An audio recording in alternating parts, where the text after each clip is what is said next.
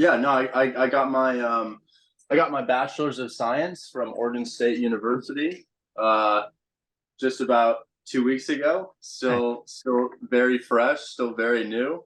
Looks like I've now messed it up somehow. But well, that's a little no, we fixed it. We fixed it. But I just got my bachelor's of science, and I've been working for that for 4 years. So that was a huge part of my life. That is a huge part of my life. Am I going to do anything with my bachelor's of science? Yeah, I'm gonna hang it on the wall. But I worked really hard for that, and I'm proud of myself for getting it done. I was very tempted to drop out at many turns, especially because it was in person, 4 year college, summer school, not fun. What's up, guys? Welcome to another episode of Invest Iowa. Today we have Richard that is going to talk to us about wholesaling, creative finance, sub-2 deals, and the funny conversations that he has as he ventures himself into the journey of starting a real estate career, right? His Instagram is full of cool stories that we're going to try to cover today. And how old are you, man? I'm 21. I'm 21. What about Okay. yourself? Okay, I'm 23. So pretty impressive story for being 21-year-old and just doing all these deals and having a team together. Let's dig there into it. Thank you so much for coming, man. Yeah, thank you so much for having me on. I appreciate it. I like your setup, man. That's a pretty advanced setup. I'm looking for the mic, the camera, the stands, the headphones. That's killer, man. I love it. Thank you. Thank you. There's a lot of things off camera, but this is not about me. It's about you. So let's dig right into it. I want to know what you're working on. How did you get started in real estate? I got started in real estate by failing. I failed at Amazon drop shipping. You know, we did big numbers on Amazon, but the numbers that you see, if you've ever seen somebody's screenshot of their mobile app on Amazon, you'll see these orange bars. You'll see, you know, tens of thousands of dollars in sales, and it's really easy to make that look super profitable, which is with all the drop shipping gurus. And I went all in for that, and we nearly did seven figures in sales on Amazon. But that doesn't mean that seven figures in profit. That doesn't mean that there's any profit tied to that. So it's like I ran a company, but a company that was like a leaking canoe. It's almost like you have a cruise ship, and it's like there's a ton of holes in it. So while it is huge, it's not profitable. And I just took L after L after L on drop shipping on Amazon. You know, you have a big month where you profit maybe 10, 15K. And then the next month you lose 30K. And it just was this really bad cycle of how many holes can I plug? And I compare it most to a sinking ship with a lot of holes in it. You know, you're running around constantly trying to patch a hole. And I got fed up with it. And so I'm thinking to myself, time to find something new, time to find an entirely new avenue. And this is while I was in college. So I started this at 17, my LLC at 17 for Amazon. And at probably 19, I pivoted to real estate after putting myself $45,000 in debt. I had 45K of private money lender debt that I had to pay off. So it wasn't affecting my credit. That was awesome. But it definitely was affecting my mental. So I started just consuming as much YouTube as I possibly could. A lot of podcasts as well. A lot of Wholesale Hotline, a lot of Wholesale to Millions, Kong, WTM, Wholesale to Millions, the Vietnamese guy. He was implemental. He was extremely important for my understanding. And I went on his show. He ripped me to shreds with his cold call role play. Told me I was doing a terrible job. You can actually go find that video if you're brave enough. But it was about 2 years ago today that I went on his show, and he just destroyed my negotiation. He was like, "This is wrong. This is wrong. This is wrong." So after that, I just sort of continued to cold call, continued to fail. And I did my first deal in October of 2021 for $2,750. And then, you know, the rest is history, really. You know, a lot of stuff has happened since then. But the first deal was when the ball got rolling and when momentum started to pick up. And there's definitely stagnant months where nothing happens. Not so much anymore, but there were. There were months where we did 40K. There were months where we did $0 and lost money on our fees for our team. But it all started with wholesaling FSBOs in Cleveland, Ohio, and meeting Jerry Norton in Puerto Rico was what 10x'd my understanding of this and got me thinking bigger. Like, hey, I could really become a content creator. I could really become a real estate influencer. I could do a lot of things to, build out this company rather than a business. I see. Was there a hesitation in your first deal Hesitation of what sort? in the way that pulled the trigger? I know. I actually filmed myself signing the contract. I filmed myself signing the DocuSign on the contract, and I had learned that you can sign a contract, but you can back out of a contract with your inspection period. So I wasn't particularly worried. I was sort of throwing mud at the wall and seeing what sticks, and learning from that to the point where now we don't ever cancel a contract. We don't ever have to back out of a contract. But no, I wouldn't say there was any hesitancy. I would say more so there was just a lot of self-deprecation. Why isn't this working? Do I need to work more? Do I need to try harder? Do I need to drop out of college and pursue this with 100% of my time and effort and energy? And I didn't see any hesitation in signing the contract, jumping into it. More so the self-deprecating thoughts of, why am I not doing what I see the Instagram influencers doing? What are they doing that's different from what I'm doing? Okay, as a 21-year-old, how big is your team? I currently have 11 or 12 members. I say 11 or 12 because one of them is a contracted employee, so Right. who works from time to time. Right. She runs part of our text blasting and our list pulling, and we work with her every single week, but she's an extension of another employee that I pay, sort of their helper. So she's kind of on my team, kind of not on my team, but 11 or 12, depending how you look at contracted employees. Right. I totally understand that system.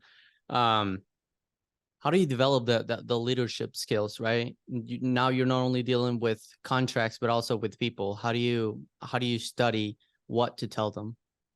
I fail. One of my acquisitions managers quit. One of my acquisitions managers quit this past week. So I fail. I continue to fail. I'm not perfect at what I do. We take L's to this day still. And without that, there's no learning. So it's this extremely relevant question to what we're experiencing right now. With we're fed, how do we get our acquisitions managers fed to the point where this is a venture that makes sense to them? So it's a matter of learning from failure and listening to other people who have mastered it.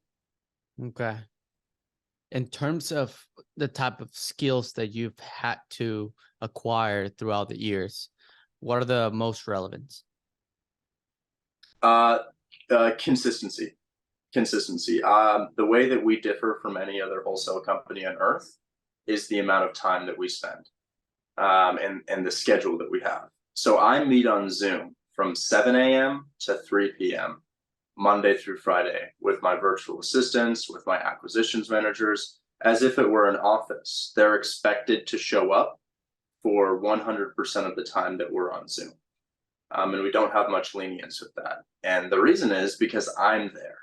And I see it as, well, if I'm there, they need to be there.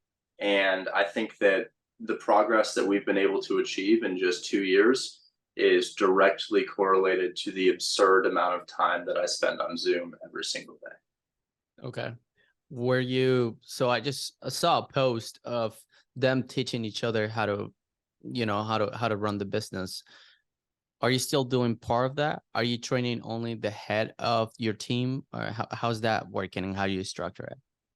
So everybody meets on Zoom, and the Zoom is a virtual workplace. It's a virtual office. And I have spent months training the virtual assistants on various different tactics, and now there's a hierarchy of virtual assistants.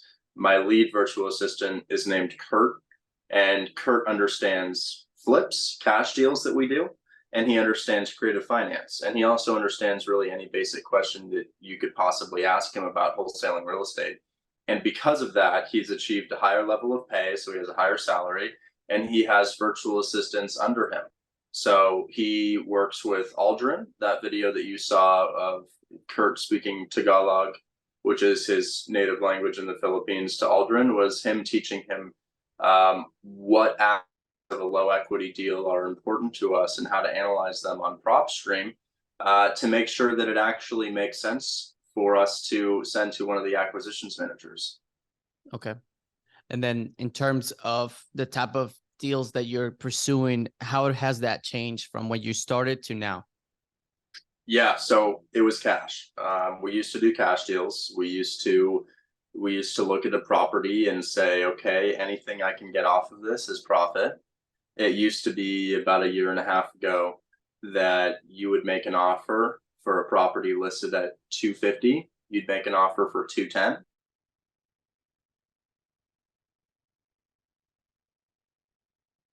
Where the market was. So a lot of wholesalers were thrown into this like fairy tale market where it didn't matter. It's just like lock it up, sell it, done, and somebody will buy it. And that was really, really surreal. But also, it was great to have happen because it threw me into cold water, so to speak. It was extremely uncomfortable. I was doing, $40,000 a month consistently in cash.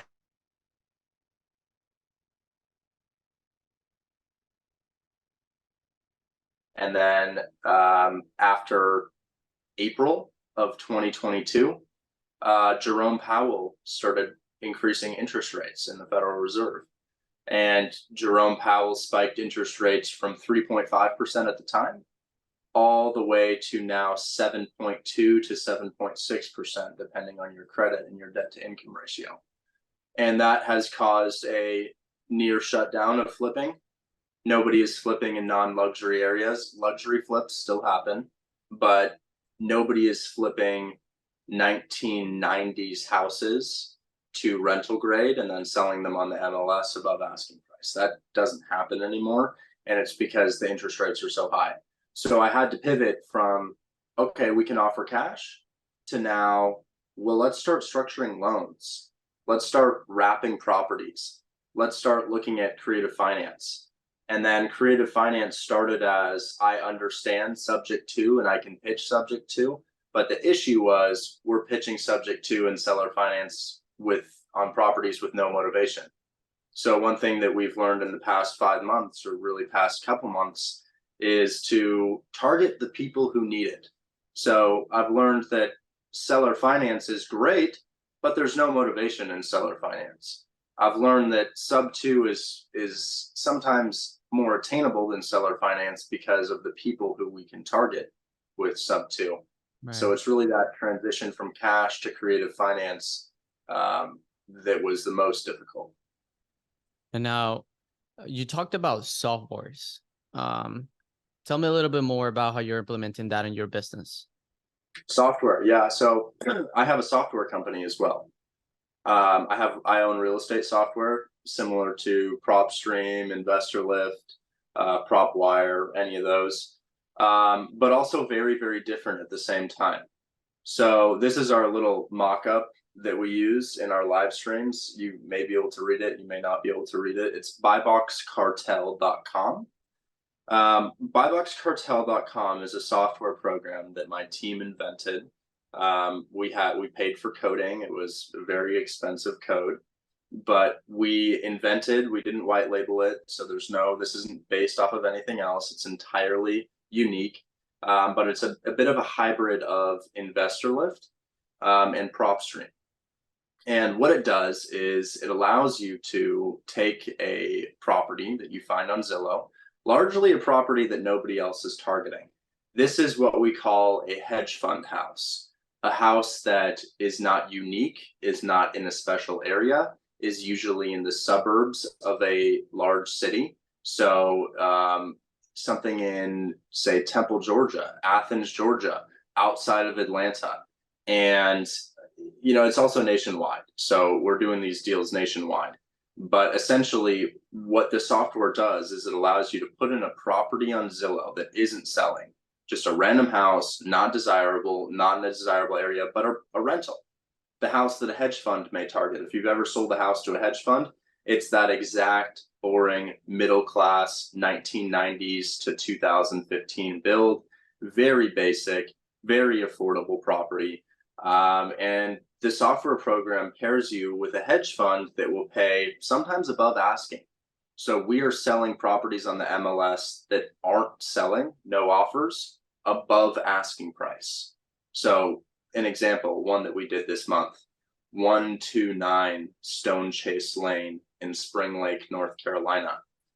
I don't use the software program. My students use the software program. I built it for my community, Hold My Hand Wholesale. And I'll tell you a little story. A guy named Andrew Morton. He's a father. He has a daughter. He is a machine shop worker, and he has no experience in sales, no experience in real estate, has worked in the machine shop for his entire life. He joins Hold My Hand Wholesale a month ago, about 2 months ago now. But when he got the deal, it was his first month. And he finds this house, 129 Stone Chase Lane in Spring Lake, North Carolina, listed for 300. It's been sitting on the market for about 50 days. So, it's not hot. It's as all these properties, but it's a 2015 build, good roof, renovated interior, nice paint, nice everything, and nobody's making an offer on it, largely because it's just a house. It's just a boring property. It's renovated, but it's not a luxury rehab. It's more of a rental rehab, and it's a newer house, but the offers are coming in at like, I want to say 250. They weren't willing to take that. It was 50K off of list price. So my student, Andrew Morton, he comes in with an offer 17K off of list price, which is not a bad offer. So they say yes to it immediately. They're like, okay. And then he through Buy Box Cartel, because the reason he made that offer is because Buy Box Cartel indicated that it was a deal. So he makes the offer. They say yes, and that's at 283. So listed for 300, he gets it for 283. Not really a discount, not really something to be like, wow, that's an amazing deal. Just a slightly lower price. Right. Not your traditional Jerry Norton method of wholesaling where you make 1,000 offers and the 1,000th offer somebody's willing to take 80K below list price and you can wholesale it and you get a deal. This was just anybody could have made this offer. He gets it at 283. He uses the website to package it up and send it to me. So he doesn't grab my email or anything. He just clicks send, because it also has a CRM built into it. It has a pipeline built into it. So he has the property in his pipeline. He clicks send, and it matches the criteria that I'm interested in. It matches the format that I'm interested in. So we don't just send it with random numbers at all. You fill out a little template, and this is all within the website. So the website goes from telling you what to offer, like, is this a deal or is this not a deal? But it's not based off of just ARV. It's based off of what hedge funds will pay for the deal. So you have a ton of different factors in there. It scrapes Zillow's API to tell you if it fits various hedge fund criteria, to the point where a random house could fit a hedge fund criteria such that they'll pay above list for it, which is exactly what happened here. And it indicates that the hedge fund is interested. It indicates that the hedge fund will pay 305 for it. So he just tries to go as low as he can. And it's listed at 300 on the MLS. We sell it for 305 after 55 days of sitting on the market, no activity.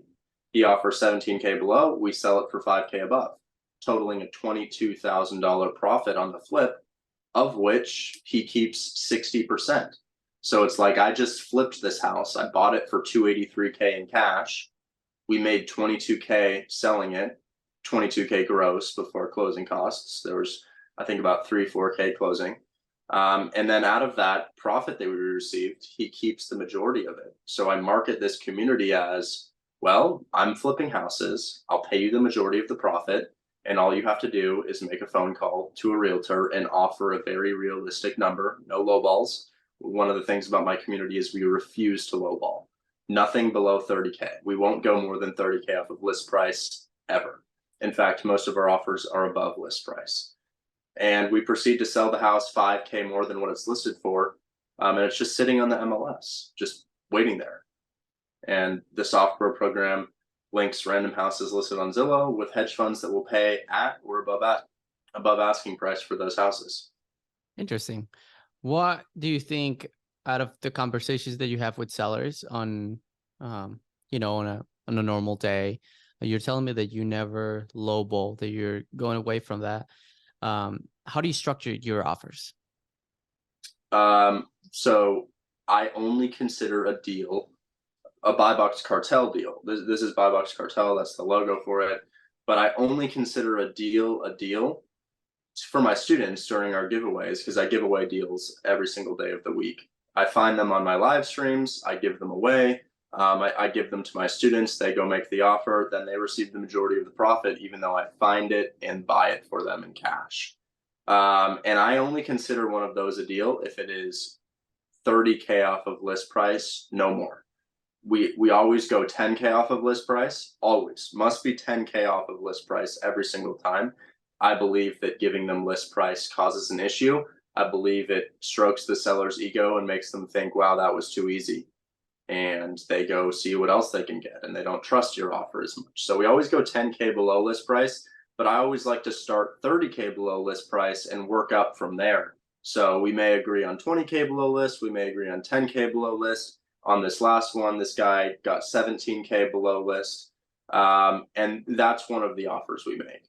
Now, I'll usually pair that offer with another offer. So so for that 300K house, here's how it went. He offered 283K cash or 335 on terms. So we are either 17K below in cash, or we're 35K above with creative finance, and we give them those two options to pick from. We call that the multiple offer strategy, and that term is coined from Wholesale Hotline. That's not something we invented. The multiple offer strategy was something that I learned about a year ago, and now we teach that heavily. One cash offer, one creative finance offer. See if we can land on terms for one of them. Gotcha. What type of terms are you looking for when you offer this? It depends. It depends on the situation. If they don't have any equity in their house, meaning that it's listed for 260 and they owe 250, I'm offering them sometimes 15K to walk away. Sometimes there is no structure to it. There's just take this money, walk away. It's yours. And then other times the offer is, I want to be 10% down, sub 4% interest. And I want to be paying them approximately 40% of what the value of the property is in rent. Other times I take over their loan. I pay them what I can on top of it. I would say generally we're looking for 10% down, sub 4% interest. If there is a balloon, that balloon should be 5 years or longer. I see. What holds the future of your company? What are you expecting and where are you heading? I want to be Pace Morby. You want to be Pace Morby? Yeah. So Pace, Pace is about 40 now, 42. The unfortunate thing is he was born in a time before the internet, and he didn't have the luxury of himself. He didn't have Pace Morby. And because he is out there, and because he's teaching this, and because there are so many other great mentors, yeah, I've been able to fast track what I'm doing. And I believe that with the current 80 to 90,000 followers that we have in just a year of posting on social media, on TikTok, Instagram, and YouTube, also Facebook, we're about 4 years away from speaking at 10X with Grant Cardone and Pace Morby and all those people. So this 8 hours a day that we do Monday through Friday on Zoom, that's never going to stop. We're always going to do that. yeah. And I say give it 4 years. We'll be on the stages leading my partner and I, Chris, will be on stages leading the real estate conferences, and hopefully having some of our own meetups with Hold My Hand Wholesale in the community that we're building. So Pace has sub 2. I have Hold My Hand Wholesale. I don't know if Pace has a software company. He probably does have a software company, but The other company that we have is Buy Box Cartel. So it's Buy Box Cartel, Grandin Taylor Properties, and Hold My Hand Wholesale. We're hoping to bring those companies worldwide and speak on a large stage. Hopefully 10x. That's the goal with Grant Cardone. In 4 years from now, that's where I'd see myself. Super interesting. It's good that you have your all of your goals already established. You're not dabbling and trying to see what you can get out of life. That's pretty good. Yeah, it's been a pretty fixed direction from the beginning. I didn't know that I was going to start social media, but my partner was Mr. Beast's former YouTube editor, and he has introduced me to a lot of the social media side of things, got me on a number of different platforms. And when the social media started, I was like, we're getting traction here. I mean, we're getting about 1 million views every 2 months, 1 to 1.5 million every 2 months. And I see it as something that can turn into Pace Morby, Jerry Norton's following. And then of course, I got that springboard into social media with the interview that Jerry Norton did with me very early on in my career. So, I'm hoping to continue to build off of that ball that we sort of have rolling right now. That's amazing, dude. I hope everything goes well, and in 4 years we see you speaking at Grant Cardone's 10x. Hopefully, man. Hopefully, I have it as a dream of mine, but we'll see what happens. As long as I'm consistent on social media, I don't see a reason why we can't be at 1 million followers by then. I agree. I 100% agree with you. What's the best way for people to contact you? Know about buyboxcartel.com, know about everything that you're working on, just network with you. Instagram. Instagram's the best way. But more so Discord, because after this, in about 2 hours, I'll go live on Discord for a 2-hour live stream. And during that 2-hour live stream, I'll be talking about how to find the properties that I've described, those creative deals, those cash deals. And then I will be sharing my screen and doing it live. And if somebody is looking to talk to me, it's unlikely that I have the time to meet with you outside of my normal work hours. But I can speak with you Monday through Friday, every single day within my Discord, where I am live Monday through Friday. So I'd say the best place to reach me is my Instagram, which is just my name. I was lucky enough to secure my name as my Instagram. So it's Richard Grandin Taylor. No spaces, no capitals, just Richard Grandin Taylor. The middle name is weird. It's Grandin. And look me up on Instagram. And if you're looking for the Discord, the link is in my bio. Click that, talk to me live, talk to my students live, talk to my team live, and we're eager to meet you. Cool, man. Thank you so much for sharing your story. If you guys made it this far in the video, subscribe, hit the like button. If you have any questions, go follow his Insta account. Tons of content and really fun stories. And I'll see you guys on the next one.